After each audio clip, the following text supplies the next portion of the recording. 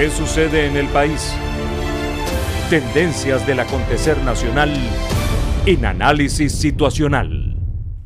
Hoy nos acompaña William Serafino, politólogo, investigador sociopolítico y jefe de redacción del portal misionverdad.com.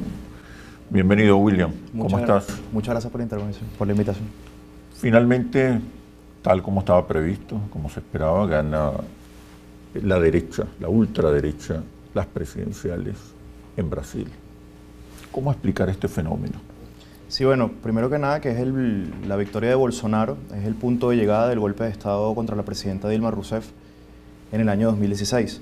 Es decir, es el punto clímax del golpe y es su legitimación ante las urnas. Estas elecciones se dan en un contexto atípico, en un contexto casi de estado de excepción, con el principal líder del PT preso, con más de 500 líderes del PT también encarcelados, con una campaña de odio que se ha venido desarrollando desde el año 2016 contra las fuerzas progresistas y de izquierda, y en un contexto donde las instituciones del Estado brasileño han inclinado la balanza hacia Bolsonaro, y en un contexto también de presión a otras alternativas políticas o electorales. Entonces, lo que pasa en Brasil justamente con la victoria de este personaje es el punto, o sea, la culminación del golpe de Estado iniciado en el año 2016, el golpe parlamentario, y cómo también se ha venido posicionando el factor judicial como un elemento modulador de la vida política en Brasil.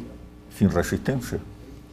No sin resistencia. Yo creo que aunque el escenario electoral, los resultados electorales nos mostraron, digamos, una ventaja considerable por parte de Bolsonaro, se sigue manteniendo la misma demografía del voto en términos socioeconómicos. Es decir, el noreste de Brasil, que ha sido el bastión histórico del PT, donde están las personas con menores accesos, o sea, con menor cantidad de ingresos, los estratos más bajos siguen votando al PT. Y tradicionalmente Bolsonaro gana en los municipios y en los estados con mayoría blanca, y son las personas que tienen mayores ingresos económicos. Obviamente lo que sucedió ahí, digamos, lo que permite que Bolsonaro tenga esa ventaja es justamente que Lula estuvo preso y que el PT obviamente fue avasallado por un discurso que no supo interpretar, por un momento político que tampoco supo hacer una lectura propia, y que también esto va en función de que las respuestas que pudo haber dado el PT al momento histórico que se abría en Brasil no fueron las indicadas.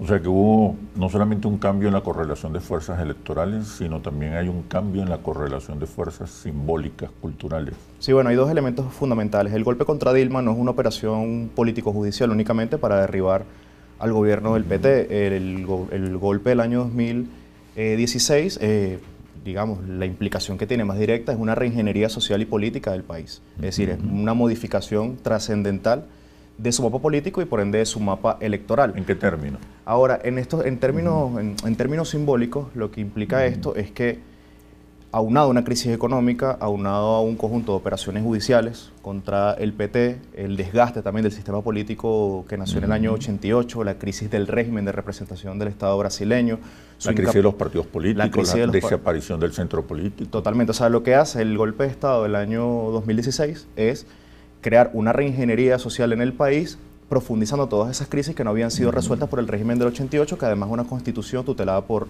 los militares. Esto cambia el marco de interpretación y el marco simbólico en el cual se está jugando la política en Brasil. Y el discurso del PT, que es un discurso progresista, de derechos humanos, pacifista, no pudo competir contra un discurso de Bolsonaro que daba respuesta real, concreta, a las aspiraciones de la sociedad brasileña, a los miedos de la sociedad brasileña en un momento de incertidumbre y de incapacidad de que los políticos respondan ante la crisis. ¿Cuáles son esas nuevas demandas y expectativas de los brasileños que el PT no logró descifrar? Bueno, yo creo que a raíz de toda la incertidumbre que se abrió con la crisis económica, más la destrucción premeditada de elementos básicos de mediación del Estado, porque también tenemos que conocer un poco la historia de Brasil. Brasil es un país tremendamente desigual, es un país también con unas espirales de violencia tremenda que son incontrolables por el Estado.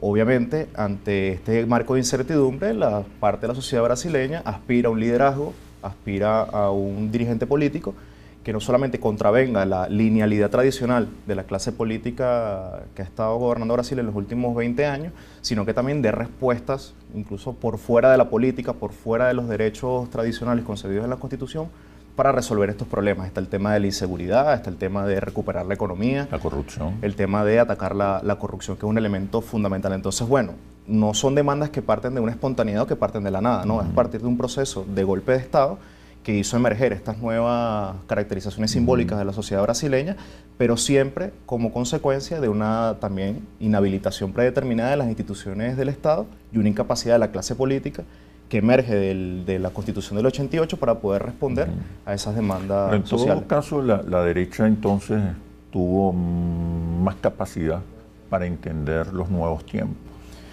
Está surgiendo, lo que quiero decir es que en el fondo la verdadera explicación de este triunfo de la derecha en Brasil no nos está hablando del surgimiento de un nuevo sujeto social, pero me responde cuando regresemos a los comerciales. Ya venimos. ¿Qué sucede en el país? Tendencias del acontecer nacional en análisis situacional. ¿Qué sucede en el país?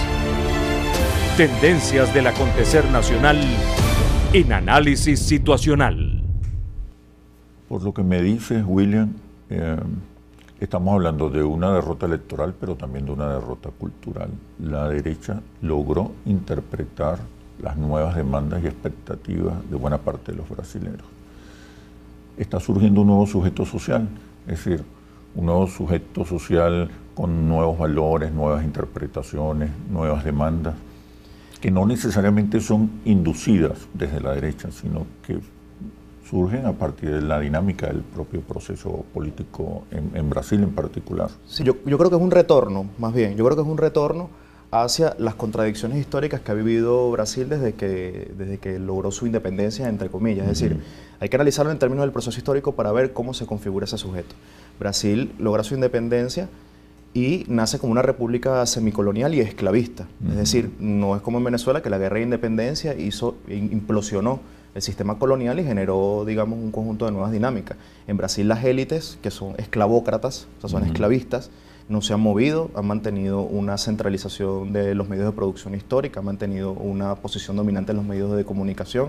Son hegemónicas. Exacto, las estructuras sociales a 100 años de historia brasileña no se han movido y además Brasil viene a conocer el sufragio universal, secreto y directo es en 1988, es decir, en términos latinoamericanos es una sociedad bastante atrasada en lo político, incluso salió una encuesta hace poco tiempo diciendo que la democracia solo tenía el 13% de aceptación en la sociedad brasileña. Entonces, cuando Bolsonaro hace un discurso y crea una tecnología política también a partir de las redes sociales, a partir de los fake news, a partir del tema de los grupos de WhatsApp, es incidir en los miedos profundos, en esas contradicciones no resueltas, y lo que viene ahí es un sujeto racista, es un sujeto que pide orden y control sobre toda la sociedad, porque también ese orden y progreso que está en la bandera brasileña lo que remarca es la línea de división racial y de división de clase que está integrada en la Constitución del 88, y como la República después de la dictadura, porque justamente esa Constitución fue tutelada por los jefes de Bolsonaro, como la República no puede resolver los problemas de racismo, no puede resolver los problemas de desigualdad estructural,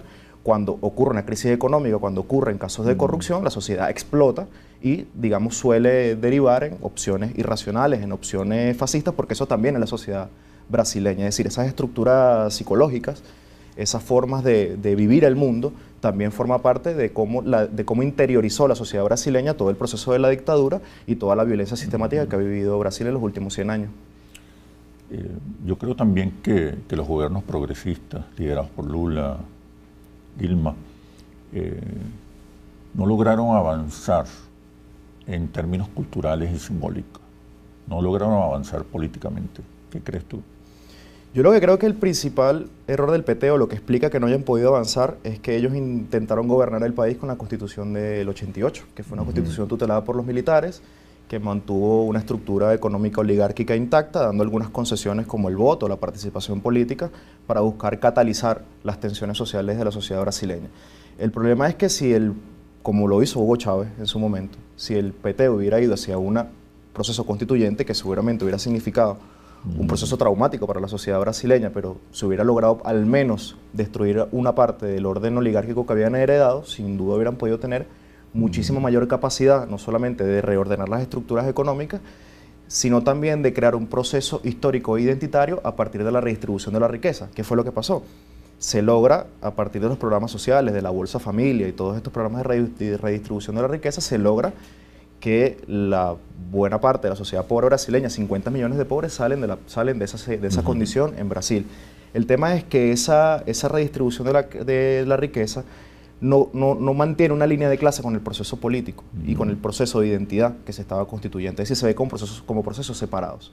Y justamente mantener esa redistribución de la renta depende de mantener intacto el modelo extractivo, el modelo dependiente. Es decir, es un modelo frágil porque cuando se caen los precios del petróleo, se hace muy limitante poder seguir manteniendo ese nivel de consumo, de nivel de redistribución de la renta, y obviamente las élites van a buscar competir y van a buscar apropiarse de una renta que es escasa y que se está haciendo cada vez más escasa por el proceso de privatización y de globalización en América Latina.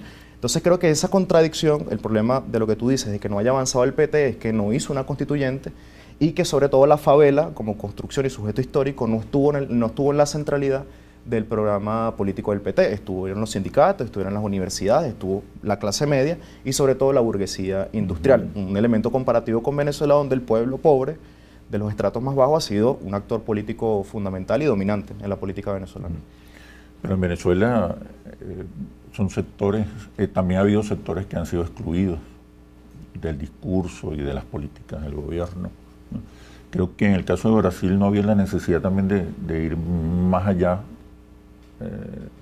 de las fuerzas que respaldaban a Lula y generar consenso entre las clases medias, la burguesía. Es que el proyecto de Lula lo generó un consenso entre pero sin hegemonía. Fue una creación de consenso sobre la base de los propios intereses dominantes. Claro, totalmente. No surgió una nueva hegemonía. No surgió. Donde se pudieran en la que pudieran identificarse todos los sectores necesarios, pues. Yo creo que el proceso de Lula sí genera un consenso y en cierto sentido sí genera una hegemonía porque la cantidad de apoyo político y de capital político que tenía Lula le daba para iniciar un proceso constituyente. Esa es mi opinión muy personal. Ahora, ¿qué creo yo? Que no se convoca precisamente para no alarmar, espantar a otros sectores dentro de esa... Claro, pero dentro de ese consenso. Pero bueno, es una cuestión de que está en el debate, pero no haber hecho el proceso constituyente dejó intacto a los sectores políticos y a las clases dominantes que te terminarán dando el golpe. Incluso el PMDB, que bueno, es el partido de Michel Temer, que es el que termina cristalizando el golpe contra Dilma, él no hace el golpe, o el PMDB no participa en el golpe porque quería tumbar al PT, obviamente estaba en el interés de la real política brasileña. Sin embargo, lo hacen para poder salvarse de los casos de corrupción. ¿Y qué es lo que te ha demostrado todo este proceso después del golpe de Estado? Que la centroizquierda y la centroderecha y el centro político, que fue el gran consenso de partidos que emana de la Constitución del 88, ha quedado totalmente destruido. Bolsonaro ha logrado arrastrar a toda la centroderecha a su propia organización, a su propia imagen, y la centroizquierda ha quedado desmantelada y el PT ha logrado mantener algunas cuotas de poder y de votación. ¿Qué puede ocurrir de ahora en adelante? Bueno, en ese contexto. Pueden ocurrir más cosas. Mi opinión es que todavía no ha empezado esto todavía no ha empezado. Cuando él empieza a mandar, yo creo que se va a ver qué tanto, a partir de la lucha anticorrupción, que para mí está dirigida políticamente en función del cuadro internacional en el cual se está desarrollando América Latina, donde hay una disputa entre potencias emergentes y potencias en declive, como lo es Estados Unidos, creo que ya lo podríamos caracterizar así. Creo que esto aún empieza. Cuando empieza a mandar, se va a ver cuáles son los grados de lesión de los sistemas de pesos y contrapesos de la democracia brasileña. Entonces creo que, como quedó también la correlación de fuerzas en el Congreso, que eso es un elemento fundamental de analizar, porque está en el marco de cómo el golpe en Brasil genera una reingeniería, o propicia una reingeniería social y política de todo el mapa político brasileño. Es decir, las principales tres fuerzas del Congreso son las fuerzas evangélicas, las fuerzas ligadas al lobby de armas, que apoyan que la sociedad brasileña tenga armas y pueda disponer de ellas libremente, como sucede en Estados Unidos, y el lobby del agronegocio.